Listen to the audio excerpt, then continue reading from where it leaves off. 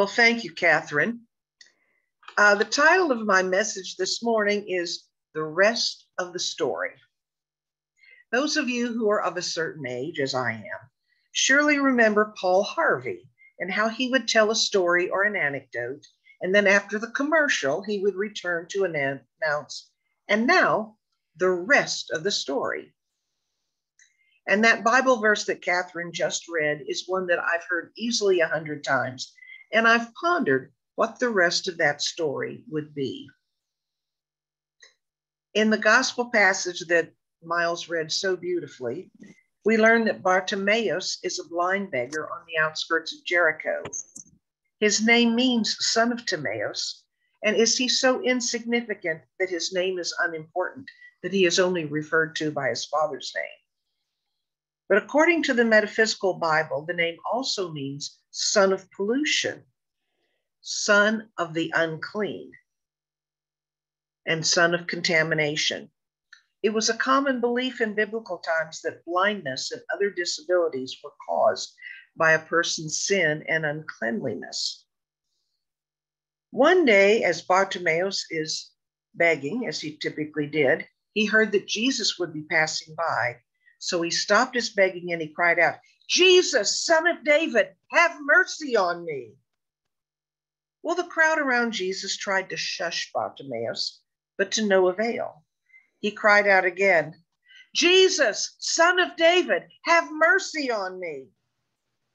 Again, the crowd rebuked him.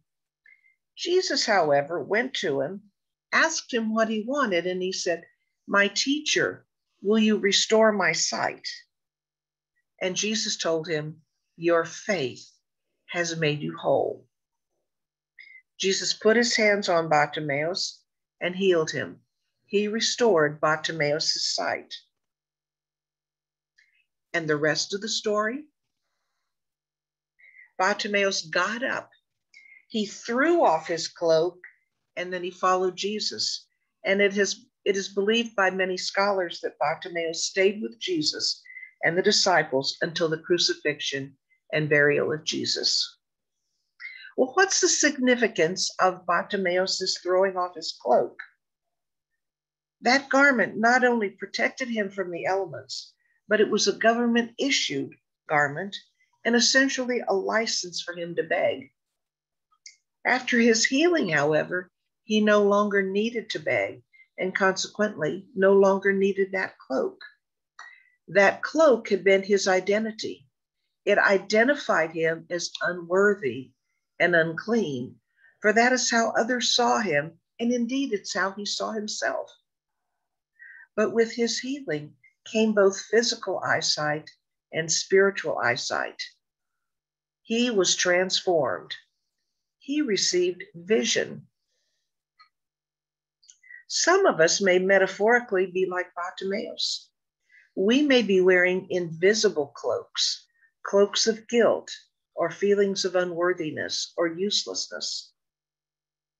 Helen Keller said, "The only thing worse than being blind is having sight, but no vision." How can that be? Aren't vision and eyesight the same thing? Vision can mean being able to see, but it also refers to the ability to think about or plan for the future with imagination or wisdom. Imagination or wisdom. Where there is no vision, the people perish. Where there is no ability to think about or plan the future with imagination or wisdom, the people perish. The Hebrew word translated as perish is paura. It was the word used in biblical times where a woman's hair was let to flow out of its covering or its hairband. Now, some people may say on occasion that they're having a bad hair day. I often think I'm having a bad hair life. No matter what I do, my hair is wild and untamed. And I sometimes say that's the purest expression of me, but that's another story. Some dictionaries use for paura the term unrestrained, wild, feral, undisciplined, unguided, floundering. So where we have no vision, that's what happens. Without vision, we are unrestrained and unguided. You've all heard the adage, people don't plan to fail, they just fail to plan. I think that sums up what it means to be without vision. But what is the rest of the story? Where there is no vision, the people perish. But what about where there is vision? Again, where there's no vision, the people perish or flounder. But what about when people have vision? Stephen Covey, in his book, The 7 Habits of Highly Effective People, discusses that one of those habits is begin with the end in mind. Know where you want to end up. Know to what end you want to channel your energies. In Lewis Carroll's book, Through the Looking Glass, the Red Queen instructs Alice, in order to believe the unbelievable, to draw a long breath and shut her eyes. Alice tells the Queen, there's no use trying. One can't believe impossible things. I dare say, argued the Queen, you haven't had much practice. When I was your age, I did it for half an hour a day. Why, sometimes I've believed as many as 6 impossible things before breakfast.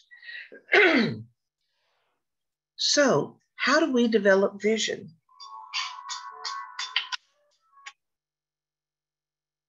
Bartimaeus asked Jesus for it. We can do the same. And perhaps the Red Queen was on to something.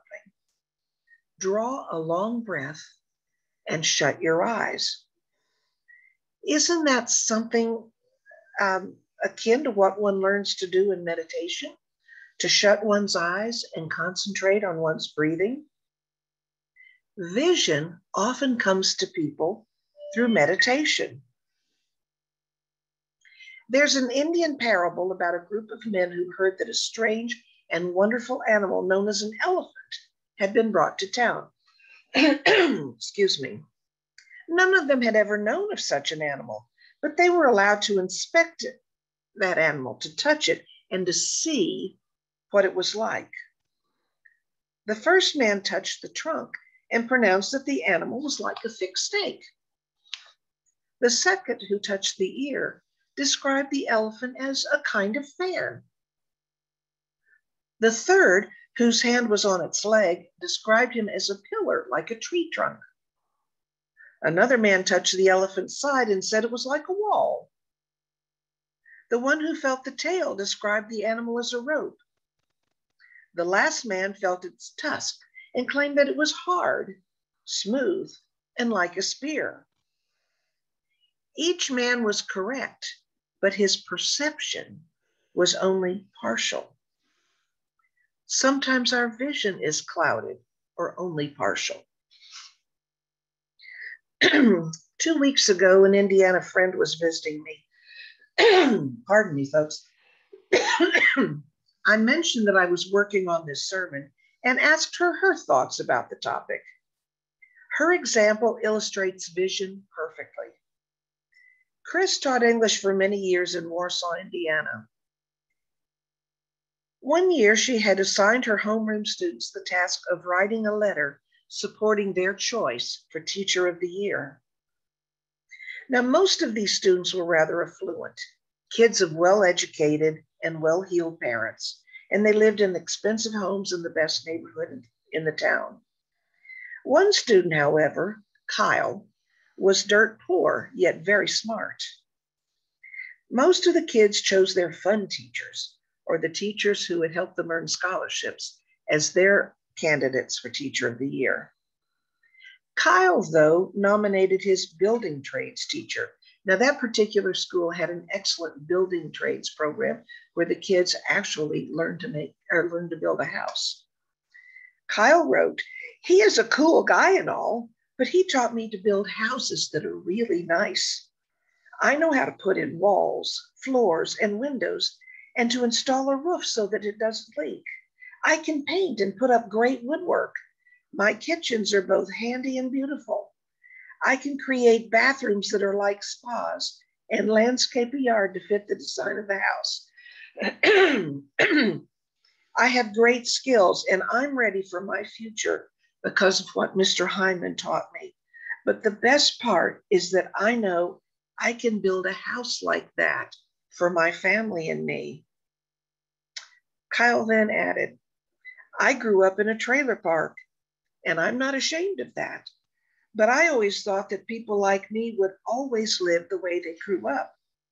I never thought much about it.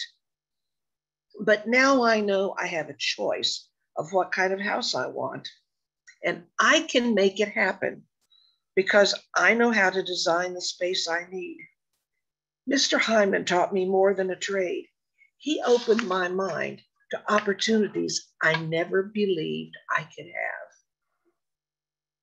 He gave me courage to envision a different kind of life, and he gave me the tools to make it happen. The rest of the story, Mr. Hyman was chosen as Teacher of the Year because of Kyle's essay. Kyle has subsequently built a beautiful home that he lives in. And my friend Chris interviewed Mr. Hyman after Kyle had written his essay. And she spoke to others in the community and learned that every single contractor in Warsaw, Indiana, had been trained by Mr. Hyman over the years. He must have given vision to many students. Where there is no vision, the people perish. They flounder. They are unrestrained. But what can you do with vision? What can I do with vision? What can our church do with vision? Can we, as a small congregation, make a difference in our community and in our world? The great anthropologist Margaret Mead said, never doubt that a small group of thoughtful, committed individuals can change the world. In fact, she said, it's the only thing that ever has. I believe that quote is important enough to repeat. Never doubt that a small group of thoughtful, committed individuals can change the world. In fact, it's the only thing that ever has. We are a small group of committed individuals. We can change the world. Many companies are now beginning to write not only mission statements, but vision statements. These simply state the desired result, not the means to achieving it. Steve Jobs once, as his vision statement said, a computer on every desk in every home in America. Or was it in the world? I would like to challenge each one of you sometime this week to write out your personal vision statement. Where do you want to be and what do you want to be doing in 5 years, 10 years, 20 years?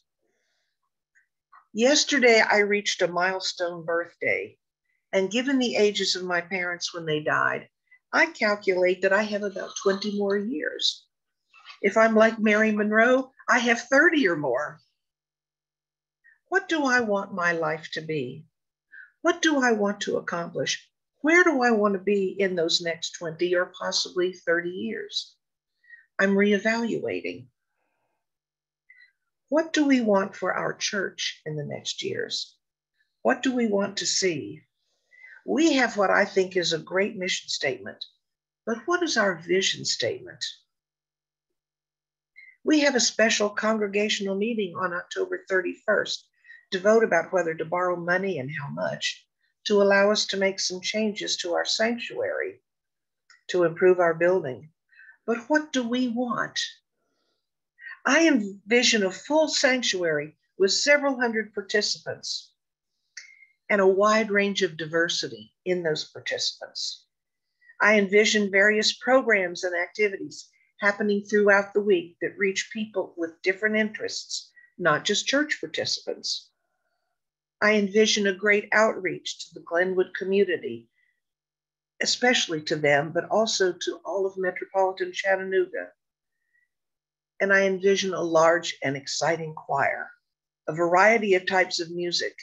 And let me say, I appreciate Jim Bailiff so much.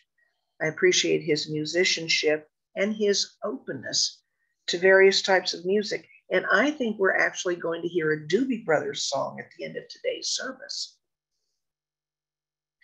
When Bob Corker was Chattanooga's mayor, I went to the dedication of our riverfront project, and I heard Bob speak.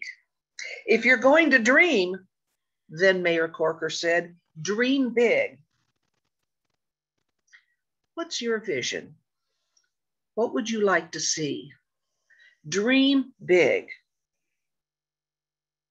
I am reminded of the African proverb that instructs, when you pray, move your feet.